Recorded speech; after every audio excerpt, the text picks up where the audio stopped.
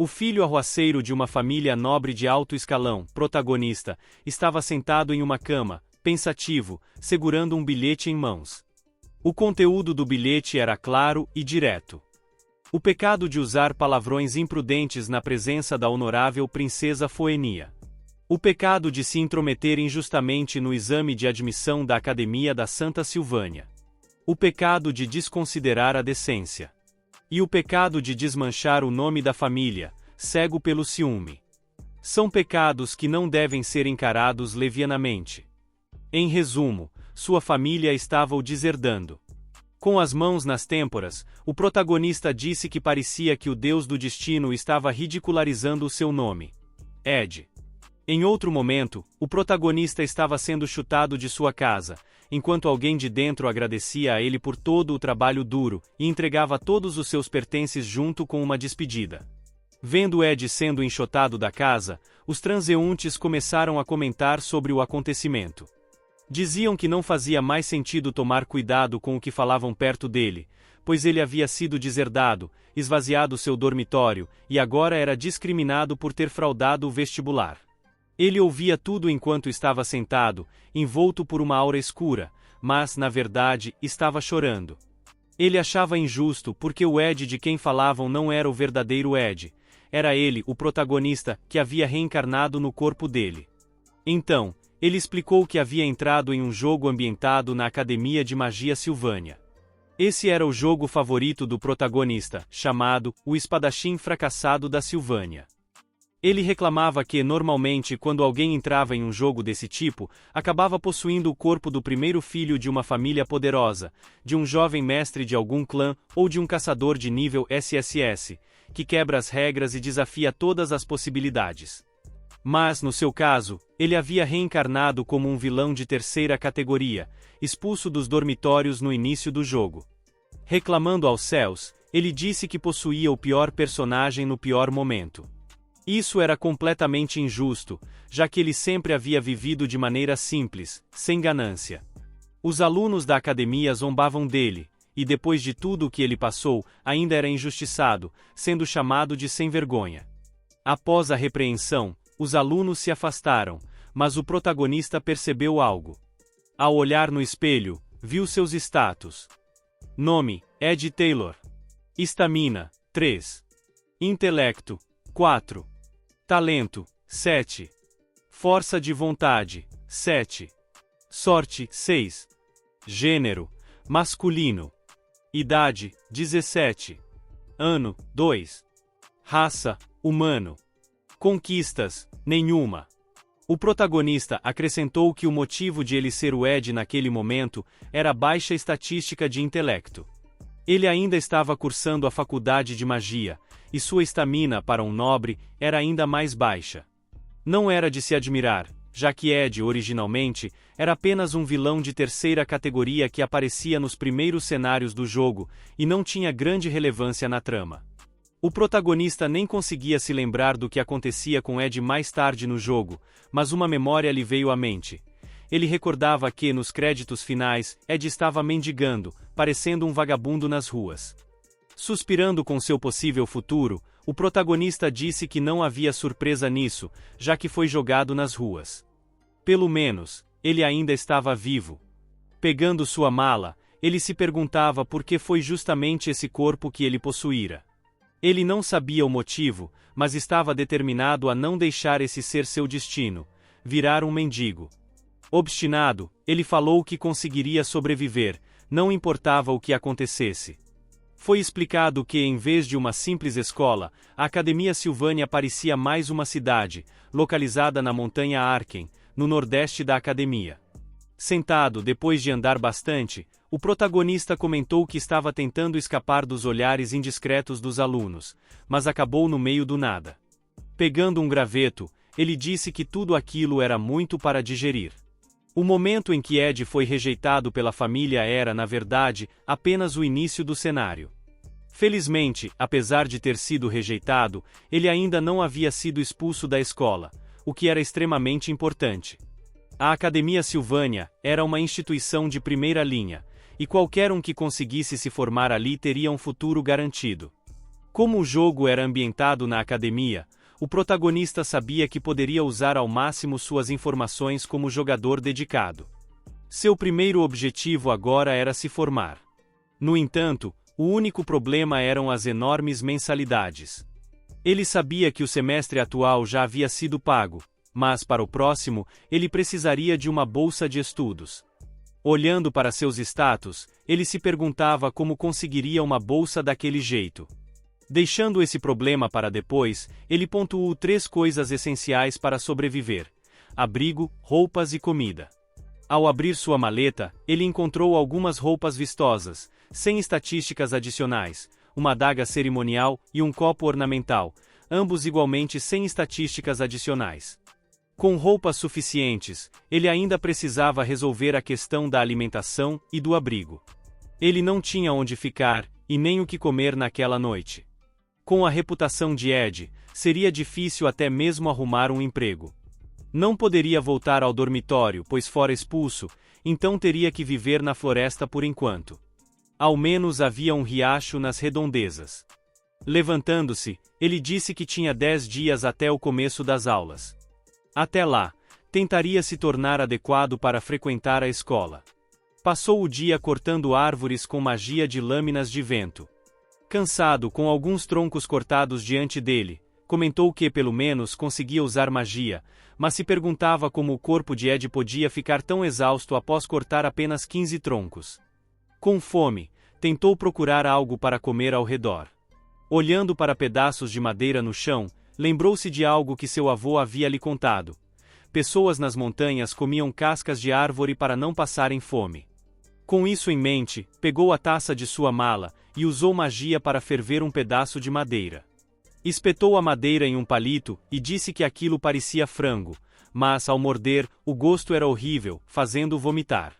3 dias depois, exausto e desnutrido, o protagonista amaldiçoou o avô, dizendo que o odiava. Após passar fome por um dia e vomitar por 2, ele chegou à conclusão de que madeira só deveria ser usada para construções. Primeiro é necessário levantar a moldura que sustentará a madeira. Mas ele só tem 2 mãos e são 4 apoios. Não é um trabalho fácil, e ele cai junto com todas as estacas em cima dele. Vencido, ele se levanta, e com a força do ódio, amarra todas as pontas, finalizando a estrutura do abrigo. Ele se senta abaixo dela, dizendo que está muito faminto. Usando as roupas como cama, ele reclama que isso é um desperdício, mas não tem escolha. Passa a noite terminando os acabamentos da cabana, e ao amanhecer, finalmente termina a construção. Assim que conclui, uma janela do sistema aparece, informando que a criação foi concluída, sua proficiência em artesanato aumentou, e um novo projeto foi concluído: abrigo básico de madeira. O sistema descreve o abrigo como bruto e pobre, que precisará de manutenção constante para não perder sua utilidade. Dificuldade de artesanato: meia estrela. Olhando os detalhes da habilidade, a classificação é de artesão novato, sem especialidade, com maleabilidade nível 4, design nível 1 e coleta nível 1. Ele comenta que parece que esse corpo tem algum talento para construção. Sorrindo, diz que talvez Ed não soubesse que é mais talentoso com as mãos do que com magia. Outra janela do sistema aparece, dizendo que a criação do arpão simples foi concluída. Uma adaga cerimonial amarrada a um tronco de árvore, pode ser usada para pesca ou caça, mas carece de nitidez. Dificuldade de artesanato: meia estrela. Animado, o protagonista grita que agora conseguirá comida. Após 2 dias de fome e excesso de trabalho físico, ele sabe que não deveria estar se movendo, mas o desespero o mantém em pé. Depois de muito tentar, ele consegue pegar 2 peixes e usa a magia de ignição para assá-los. Saboreando o peixe, comenta que só precisa aguentar até o início das aulas, e então poderá passar pela escola sem problemas. Nesse momento, alguém o chama por trás. Ele se vira e comenta consigo mesmo que estava tão focado em sobreviver que se esqueceu de algo importante: os personagens principais. Uma garota se aproxima, empurrando um galho, e pergunta se ele é realmente Ed. Ele pensa que, de todas as pessoas, não esperava encontrar aquela ali. Lembra-se do momento no jogo em que Ed foi expulso da academia, pressionado por alguns estudantes a pedido da princesa Phoenia. Ela foi quem o expulsou dos dormitórios. Relembrando o jogo, o protagonista lembra que Ed é um vilão que aparece logo no início, usando seu status de nobre para assediar a amiga de infância do protagonista, acabando punido por isso. Além disso, com o coração vingativo, ele ajusta maliciosamente o vestibular do protagonista, mas é pego pela princesa Phoenia, que possui a habilidade de profecia, capaz de detectar mentiras e conspirações. Ed foi humilhado e expulso dos dormitórios, ficando odiado por todos na academia. Voltando ao presente, Phoenia pergunta o que ele está fazendo ali. Ele explica que, mesmo expulso dos dormitórios, ainda é um estudante da academia. Ela pergunta por que a academia não o mandou embora. Irritada, diz que não suportaria vê-lo lá, e que pedirá pessoalmente sua expulsão. Enquanto ela o repreende, ele apenas se preocupa com os peixes queimando. Ele pensa que, embora a comida queimada seja um problema, ter uma princesa ali é um problema ainda maior. Sabendo que ela tem poder para expulsá-lo, ele toma uma decisão arriscada, levantando a voz e dizendo que o sol está prestes a se pôr, insinuando que uma princesa sozinha na floresta pode estar em perigo. Com um sorriso malicioso, ele acrescenta que é arriscado estar desprotegida ali. Phoenia responde que não teme suas ameaças e que, se ele tentar algo, se arrependerá. Ele então muda de tom, ajoelha-se e diz que só quer agradecer. Phoenia ativa sua habilidade de julgamento, mas o sistema indica que não há mentira nas palavras de Ed. Surpresa, ela não entende como isso pode ser verdade. O protagonista pensa que a família Taylor de Ed é conhecida por explorar cidadãos e fazer experimentos proibidos em busca da vida eterna. No futuro, a família será julgada e executada, mas como ele foi deserdado, estará livre de qualquer consequência. Olhando para os peixes queimados, ele acrescenta que pode estar com fome e frio agora, mas ainda é melhor do que morrer. Ele sorri e comenta que precisará convencer Phoenia sem mentir, ou será expulso da academia, o que significaria o fim de sua vida. Olhando para a linha do tempo, ele deduz que faltam cerca de uma semana para o início das aulas. Ele se pergunta por que a princesa está ali, e comenta que, considerando a simplicidade de suas roupas e o fato de estar sozinha, ela provavelmente está fazendo o teste de nivelamento de classe. Ele explica que o teste do professor Glass consiste em encontrar pérolas mágicas escondidas na floresta, e que ela provavelmente está visando a classe A. Phoenia, desconfiada, o acusa de tentar bajulá-la. O protagonista interrompe, afirmando que, sem a ajuda dele, ela nunca entrará na classe A. Ele diz que, se estiver mentindo, ela pode expulsá-lo no ato, e passa a dar algumas dicas.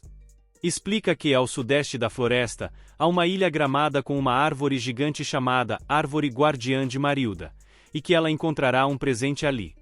Phoenia percebe que ele está falando a verdade, e fica pensativa. Ela se lembra de Ed como um mentiroso, mas agora o vê de forma diferente.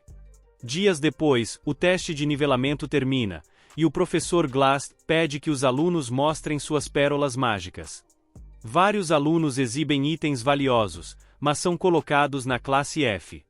Apenas 3 pessoas encontram pérolas de baixo poder mágico e são admitidas na classe A: Zix, Loretel e aquela que encontrou uma pérola na árvore guardiã. Enquanto o protagonista lamenta que todos os peixes estão queimados, percebe que não tem mais forças para usar a lança. Decide então produzir uma vara de pesca bruta, feita cortando galhos de árvore com seu punhal. Ele improvisa um fio de seda retirado de sua própria roupa e substitui a agulha por um pequeno prego. A durabilidade da vara é baixa, e é difícil dizer se um peixe realmente morderá. Dificuldade de artesanato: 1 estrela. Enquanto arruma a vara de pescar, o protagonista reflete sobre a terceira princesa do Império. Desde jovem, ela aprendeu a enxergar através da bajulação e do sofisma, desenvolvendo uma visão aguçada que levou à criação de sua habilidade inata de julgamento. Ninguém pode escapar de seu julgamento, o que forçou o protagonista a fornecer informações autênticas para ela. No entanto, isso também criou um problema ainda maior. A razão pela qual a princesa, inicialmente orgulhosa, viria a ser conhecida como Princesa do Amor, é que, após enfrentar a reprovação e cair para a classe F no teste de nivelamento, ela começaria a mudar. Contudo, se a princesa encontrasse a Pérola Dourada e entrasse na classe A, o cenário da história original colapsaria. Mesmo que o protagonista evitasse ser expulso, todas as informações que ele possuía se tornariam inúteis, e seria o fim de sua vida. Porém, quem originalmente encontra a pérola não é a princesa, e sim uma aluna chamada Lucy Maril. Portanto, o futuro ainda poderia seguir o curso normal. O julgamento da princesa sempre revelaria a verdade, e ela confirmaria que no local onde Ed indicou realmente havia uma pérola, mostrando que ele não mentiu. O protagonista sabia, entretanto, que a princesa se sentiria envergonhada pelo tratamento especial que receberia caso sua identidade fosse exposta. Ela queria provar a si mesma que merecia sua posição. Embora soubesse que a pérola oferecia os melhores resultados no teste, a princesa não poderia aceitá-la, pois isso significaria que ela não a conquistou por conta própria. O título de Princesa do Amor não é uma habilidade ou atributo, mas um reconhecimento que ela receberia ao trilhar o caminho dos justos. O protagonista jogou a isca dizendo que ela jamais seria capaz de entrar na classe A menos que seguisse suas instruções. Se fosse verdade ou não, não importava.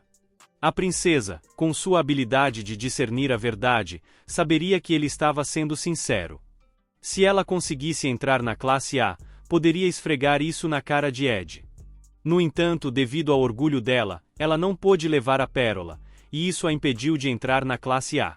Assim, a princesa declara que, a partir de agora, ficará de olho no protagonista.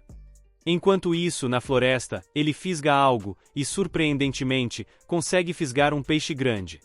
No dia seguinte, o protagonista precisa se apressar logo cedo, pois o lugar onde está morando é longe da academia, e para chegar a tempo, ele corre bastante. Ainda ofegante, ele finalmente chega à academia e observa o local onde passará seus próximos anos de vida escolar. Durante a cerimônia de abertura, o representante da escola pede para que os alunos aproveitem a comida enquanto ouvem suas palavras. O protagonista, no entanto, consegue ouvir os sussurros ao seu redor, com todos desprezando-o e questionando como ele tem coragem de aparecer na cerimônia. Eles também se perguntam se ele continuará frequentando a academia. Ignorando os comentários, o protagonista aproveita um bife bem preparado e vários outros pratos, afirmando que precisa aproveitar a comida devagar, pois seu objetivo é a graduação, e ele não se importa com o que estão dizendo. Algumas garotas próximas escutam seus comentários e notam que ele parece de alguma forma diferente. O protagonista, sem ambições aparentes, só quer se formar sem causar problemas. Infelizmente para ele, uma garota presta mais atenção nele, comentando que ele realmente parece estar diferente. O primeiro dia de aula na Academia Silvana começou com grande expectativa. Todos os professores estavam ansiosos para ver seus alunos, esperando uma turma nova e melhorada. No entanto, logo no primeiro dia, o protagonista quase foi expulso. Aparentemente, a princesa havia conversado com o reitor sobre ele. Contudo, pelo sorriso no rosto do reitor, não parecia que ela havia falado algo negativo. Mesmo assim, o protagonista sabia que precisaria tomar muito cuidado para não ser expulso, e assim, evitar que a história saísse do curso original. As habilidades de sobrevivência do protagonista estavam sendo aprimoradas. Ele havia alcançado a proficiência com o arco no nível 1, o que era crucial. Além disso, ele precisava focar em seu treinamento mágico, algo essencial para um aluno da academia, pois combinando magia com o uso do arco, ele poderia tirar o máximo proveito dessa combinação. Não havia arma melhor para ele do que o arco. À medida que melhorasse suas habilidades, ele seria capaz de criar flechas de melhor qualidade, além de infundir fórmulas espirituais ou mágicas nas flechas. Enquanto ponderava sobre isso, o protagonista percebeu alguém sentado sob uma árvore. Era Janica Feylover, uma garota do segundo ano, conhecida como a melhor aluna da turma e uma verdadeira gênia da feitiçaria espiritual. Ela também nota o protagonista e pergunta com um sorriso se ele é o cara engraçado de quem Merilda tem falado. Num piscar de olhos, ela aparece bem na frente dele, surpreendendo-o, e questiona se ele é Ed Taylor. Ela se apresenta como Janica, e pergunta se ele está surpreso por ela saber quem ele é. Explica que Merilda, o espírito de alto ranking e mestre do território, mencionou muito sobre ele. Curioso, Ed pergunta se o mestre do território realmente falou algo sobre ele. Janica ri e responde que Merilda é um pouco intrometida, sabendo tudo o que acontece em seu domínio. Ela continua, explicando que Merilda saberia imediatamente sobre um visitante inesperado. Ed então olha para o coelho morto em suas mãos e percebe que, além de ter matado vários animais, ele também derrubou algumas árvores no território de Merilda. Janica, no entanto, o tranquiliza, dizendo que ele não precisa se preocupar, pois faz parte da ordem natural que árvores sejam cortadas e animais sejam caçados. Merilda não se importa com esse tipo de coisa. Ed agradece, aliviado, e Janica diz que não foi nada. Ela então convida Ed a ver algo que queria mostrar. Um pequeno espírito que havia firmado um contrato com ela no dia anterior. Ela pergunta, empolgada, se ele não acha o espírito adorável e o convida a tocá-lo. O protagonista, com receio de mudar o curso da história, hesita. Ele então diz a Janica que não consegue ver nenhum espírito. Janica fica visivelmente triste, e pergunta novamente se ele realmente não consegue ver.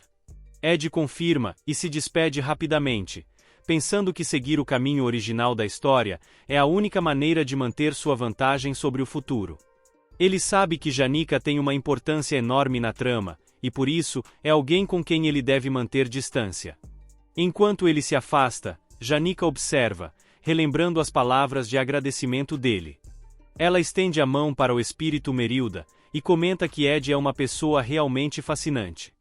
Ela fica intrigada com o fato de ele não poder ver espíritos e se pergunta quem ele realmente é. Deitada sobre Merilda, ela lamenta que, mesmo tendo tentado ser gentil, ele apenas respondeu com um sim. Ela promete a si mesma que essa não será a última vez que se encontrarão, decidida a se aproximar mais dele no futuro. Enquanto isso, o protagonista continua se queixando sobre a distância entre seu abrigo e a área estudantil. Ele sai de madrugada, e corre a toda velocidade para chegar a tempo na escola, algo que, apesar de parecer ridículo, melhora suas estatísticas. Se ele quiser a bolsa de estudos, precisará se esforçar ainda mais. Mesmo com sua rotina exaustiva, Ed escreve em uma laje de pedra com um graveto queimado, e pega livros emprestados da biblioteca. No caminho de volta, carrega suas roupas suadas para uso diário. Antes de finalmente descansar, ele ainda precisa verificar se há lenha, água potável e carne seca suficientes para o dia seguinte. Devido a essa rotina, Ed só consegue dormir 4 horas por noite. Mas o que mais o incomoda não é isso, e sim Janica, que o observa constantemente. Cansado, ele finalmente se vira para ela, e pergunta até quando ela pretende segui-lo. Janica, surpresa, questiona se ele sabia que ela estava por perto. Ed responde que seria mais estranho se ele não tivesse percebido. Tentando intimidá-la, ele afirma ser Ed Taylor, o pior bandido que existe, e pergunta por que ela continua o seguindo. Janica, com calma, diz que essa é a reputação que os outros atribuem a ele, mas como ela ainda não o conhece bem, não pensa o mesmo. Em pensamento, Ed reflete que, apesar de parecer ingênua e boba, Janica tem uma mente independente. Contudo, sabendo o que o futuro reserva para ela, ele não consegue responder com um sorriso genuíno, porque Janica é a última voz no primeiro ato e a única personagem que sorri para Ed. Sem outra escolha, o protagonista decide fazer o que precisa. Ele pergunta à garota se ela pode fazer um favor para ele, e ela responde com felicidade e entusiasmo. Então, o protagonista diz que está numa verdadeira bagunça, rejeitado pela família e em uma situação difícil. Ele então pede dinheiro emprestado, o que a deixa chocada imediatamente. O protagonista continua, explicando defensivamente que devolverá o dinheiro, e que, afinal, é para isso que servem os amigos, para ajudar em momentos como esse. Ele então pergunta quanto dinheiro ela tem. Neste momento, temos a história de Janica. Todos os anos, ela ganha uma bolsa por ser a melhor aluna da turma. Mas essa excelência não se resume apenas à sua performance acadêmica. sua origem é extremamente humilde. Janica vem de uma pequena fazenda, e sem a bolsa, ela não conseguiria nem se matricular, muito menos se formar na escola. Sua grande fraqueza é justamente o dinheiro. Após um silêncio constrangedor, Janica se desculpa com o protagonista. Ele, com uma expressão fria e indiferente, declara Janica como eliminada. 3 dias depois, enquanto está caçando, o protagonista reflete sobre o que fez com Janica. Ainda se sente mal, mas sabe que não pode se envolver demais com os personagens importantes da história. Ele precisa tomar cuidado para que a narrativa original não saia do seu curso. Ao voltar para sua tenda, pronto para descansar, o protagonista se depara com algo muito peculiar. Uma pessoa está dormindo lá, e sua presença é ainda mais marcante do que a de Janica. É Lucy Maeril, a personagem mais poderosa do jogo, um objeto de admiração tanto para seus colegas quanto para os professores.